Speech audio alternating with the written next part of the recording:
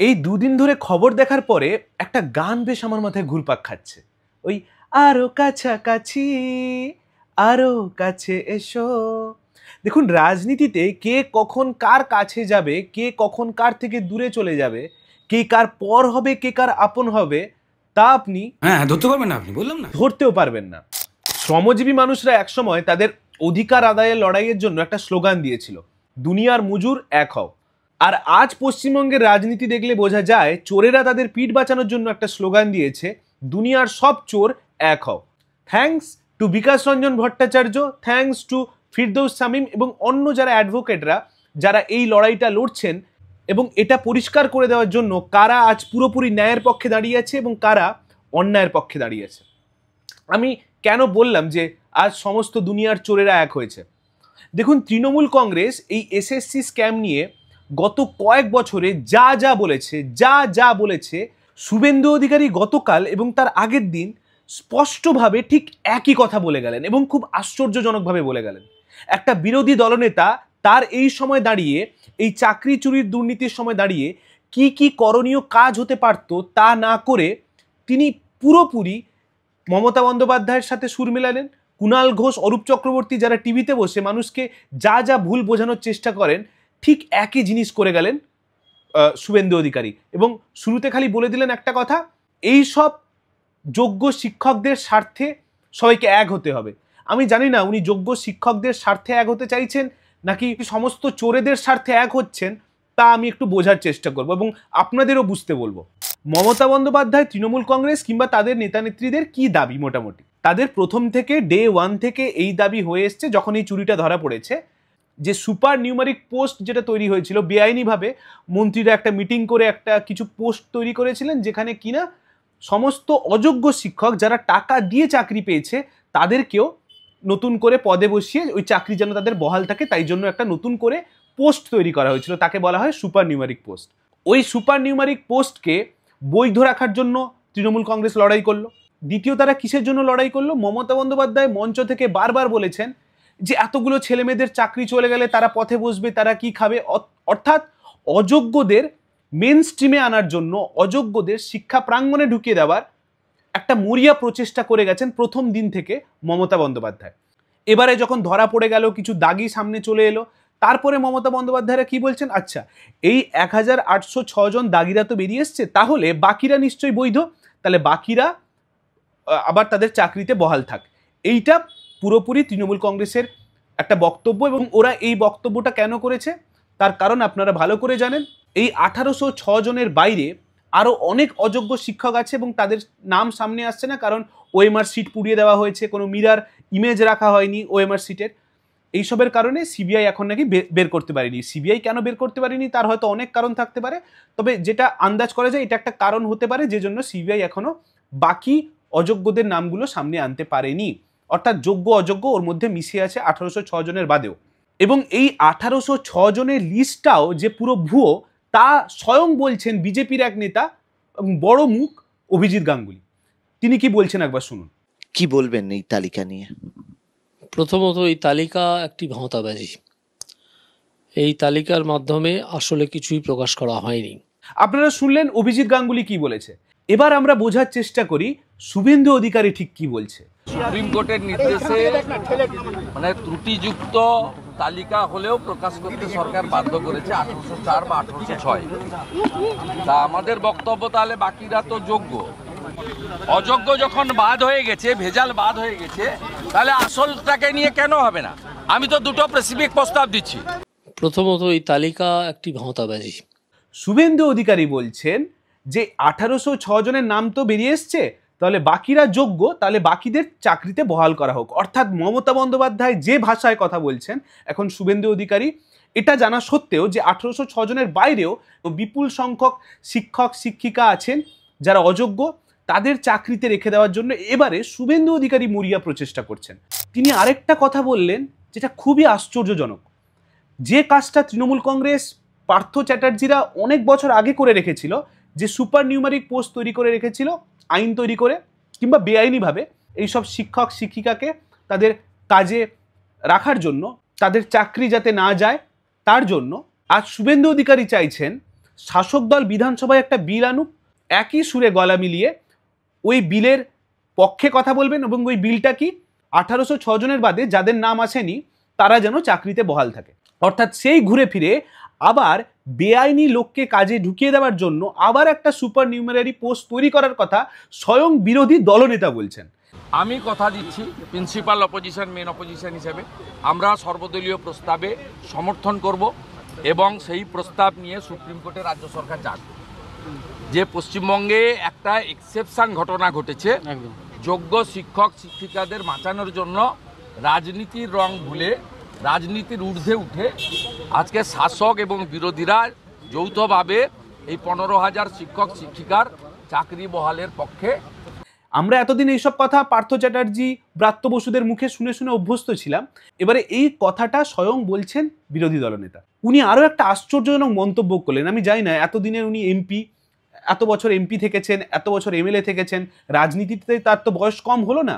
একটা লোক রাজনীতিতে এত বছর থাকার পরেও এত অশিক্ষিতের মতো একটা কথা কি করে বলতে পারেন যে ভারতের রাজনীতিতে যারা আইন প্রণয়ন করেন, অর্থাৎ এমপি, এমএলএ, বিধায়ক, এরাই নাকি শেষ কথা, এরাই নাকি ফাইনাল ডিসিশন নেয়। দেখুন, গণতন্ত্রে ল মেকার বা সাংবিধানিক বডি নির্বাচিত প্রতিনিধিরাই সবচেয়ে ফাইনাল। গরম পড়েছে, ওনার যে খুব প্রেশার হাই হচ্ছে, চোখ মুখ বেরিয়ে আসে মাঝে মাঝে, তা তো বোঝা যায়। আমি আশা করব বিজেপির যারা পাশাপাশি যাদের নেতারা ঘোরেন তারা একটু এনাকে ডাবের জল খাওয়ান। আর ডাবের জলের সাথে এই একটা বই আছে ইন্ডিয়ান পলিটি, এম লক্ষ্মীকান্ত, সেই বইটা একবার ভালো করে পড়ান, যেখানে চেকস অ্যান্ড ব্যালেন্সেস অফ পাওয়ারের কথা বলা আছে। অর্থাৎ জুডিশিয়ারি, এক্সিকিউটিভ এবং লেজিসলেচার, তারা তিনজন একে অপরের উপর নির্ভরশীল এবং একে অপরের উপর নজর রাখে।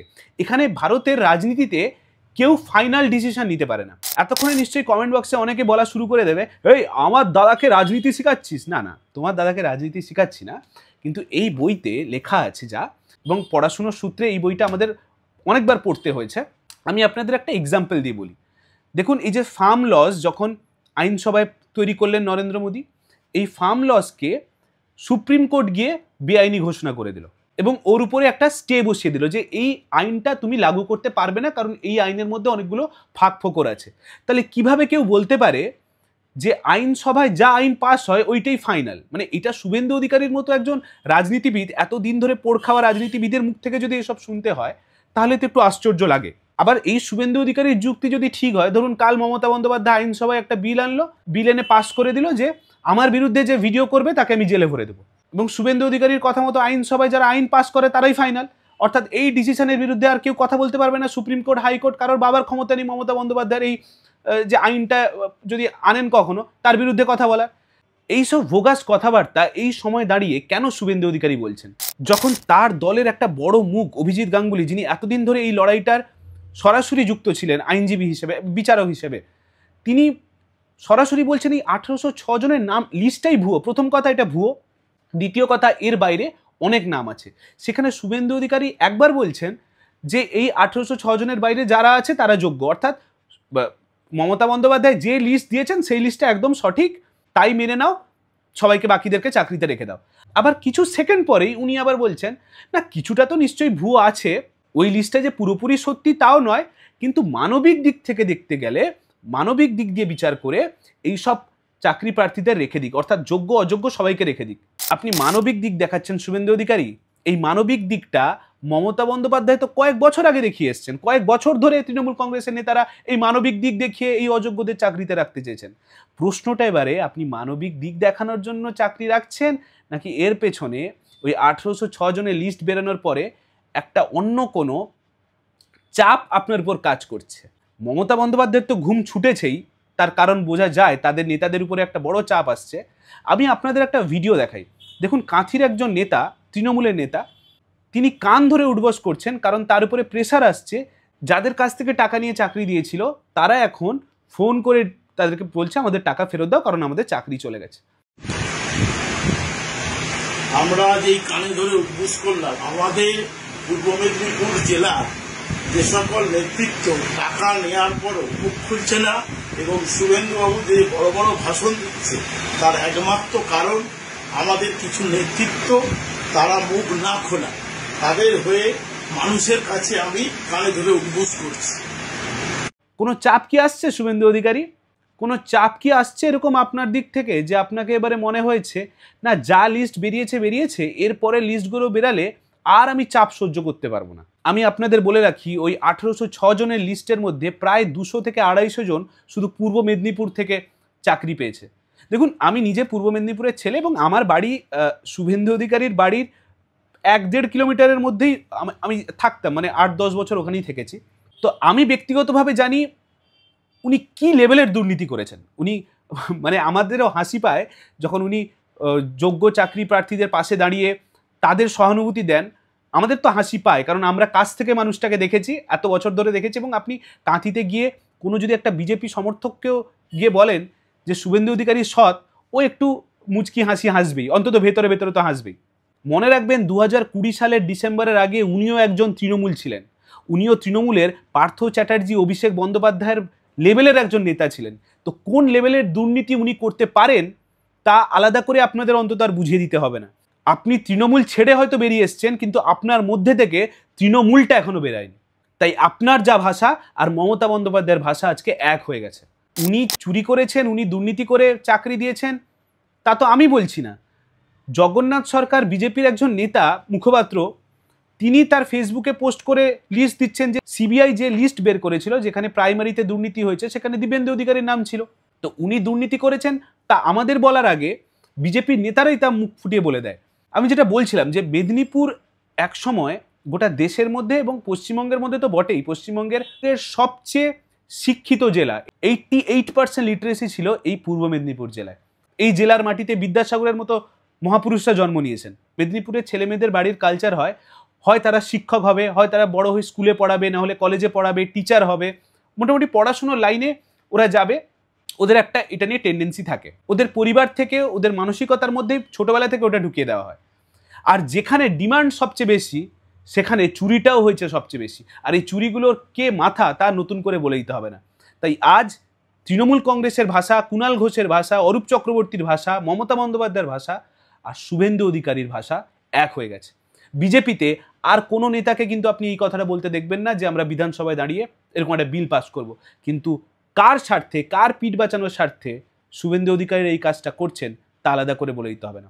একজন বিরোধী দলনেতার এই সময় দাঁড়িয়ে যে কাজটা করণীয় হওয়া উচিত ছিল, মমতা বন্দ্যোপাধ্যায়ের প্রথম কথা পদত্যাগ চাওয়া, এত দুর্নীতির জন্য শিক্ষামন্ত্রীর পদত্যাগ চাওয়া, এবং যারা যারা দুর্নীতি করেছে তাদেরকে জেলে ভরা, এবং সবচেয়ে বড় কথা যোগ্যদের পাশে যদি আপনি সত্যি করে মানবিক দিক থেকে দাঁড়াতে চাইতেন, সবার আগে আপনার প্রশ্ন করা উচিত ছিল সিবিআই যে তদন্ত করেছে এতদিন পরে সেই চোরগুলোকে কেন জেলে ভরতে পারেনি। দ্বিতীয় কথা, কেন এখনো মমতা বন্দ্যোপাধ্যায়কে আপনি প্রেসারাইজ করতে পারলেন না যে যোগ্যদের তালিকা আপনারা প্রকাশ করুন, অযোগ্যের তালিকা আপনাকে বের করতে হবে না, আপনি যোগ্যদের তালিকা সবার আগে বের করুন, বের করে সুপ্রিম কোর্টে হলফনামা দিয়ে বলুন যে এই যোগ্যদের লিস্টের মধ্যে একজনও অযোগ্য নেই। আর যদি পরে কখনো একজনও অযোগ্য প্রমাণিত হয়, মমতা বন্দ্যোপাধ্যায় থেকে ব্রাত্য বসু সবাইকে জেলে পাঠানো হবে। এইরকম যদি আপনি একটা দাবি তুলতে পারতেন যোগ্যদের পাশে থাকার জন্য, আপনি যদি এই দাবিটা তুলতে পারতেন যে আপনারা তো ওএমআর পুড়িয়ে দিয়েছেন কিন্তু মিরর ইমেজ এখনো সিবিআই মনে করে যে মিরর ইমেজ কোথাও না কোথাও রাখা আছে, সেই মিরর ইমেজ যদি আপনি প্রকাশ করতে বাধ্য করতে পারতেন মমতা বন্দ্যোপাধ্যায়কে, তখন আপনার মানবিক দিকটা আমরা বুঝতাম, আমরা বিশ্বাস করতাম যে আপনি সত্যি করে যোগ্যদের পাশে আছেন। একজনও অযোগ্য সে কেন চাকরিতে বহাল থাকবে? আর এটা কোনো সরকারি অফিসে বসে কাজ করা, চিঠি লেখা ইত্যাদি এইসবের কাজ নয়। আপনি একটা প্রজন্মকে শিক্ষা দিচ্ছেন, আপনি একটা গরিব পরিবারের সন্তানকে যারা প্রাইভেট কলেজে পড়তে পারে না, প্রাইভেট স্কুলে পড়তে পারে না, সেই সব পরিবারের ছেলের তাদেরকে শিক্ষা দিচ্ছেন, তাদের ভবিষ্যৎকে উজ্জ্বল করার দায়িত্ব আপনাদের হাতে। আর আপনি সেখানে বলছেন অযোগ্যদের যদিও থেকে থাকে ওই লিস্টে তাদেরকেও চাকরিতে বহাল রাখার জন্য আবেদন করবেন আপনি। আমি শুভেন্দু অধিকারীর সাথে এই ভিডিওর মাধ্যমে ব্যক্তিগত একদম হতে চাই না, কিন্তু আপনিও ভালো করে জানেন, আমিও ভালো করে জানি আপনার পরিবারের কোন ছেলেটা 5 স্টার ইউনিভার্সিটিতে পড়ে লক্ষ লক্ষ কোটি কোটি টাকা দিয়ে কোন নাইট ক্লাবে যায়। আমরা কিন্তু তা নিয়ে কোনোদিন কথা বলিনি, এবং যে বা যারা এটা করে সে তো অন্যায় কিছু করে না, কিন্তু আপনারা ঘুষের টাকায় আপনার পরিবারের ছেলেকে দুধে ভাতে রাখবেন, নাইট ক্লাবে আড্ডা মারতে পাঠাবেন, আর গরিব ঘরের ছেলেটা অযোগ্য শিক্ষককে দিয়ে অশিক্ষিত তৈরি করবেন। এই রাজনীতি ভারতবর্ষে চলতে পারে না। ওই কথাটা আবার বলে শেষ করব, আজ আপনি আবার প্রমাণ করে দিলেন আপনি তৃণমূল ছেড়ে চলে গেলেও আপনার মধ্যে থেকে আজও তৃণমূলটা যায়নি। ধন্যবাদ, সবাই ভালো থাকবেন।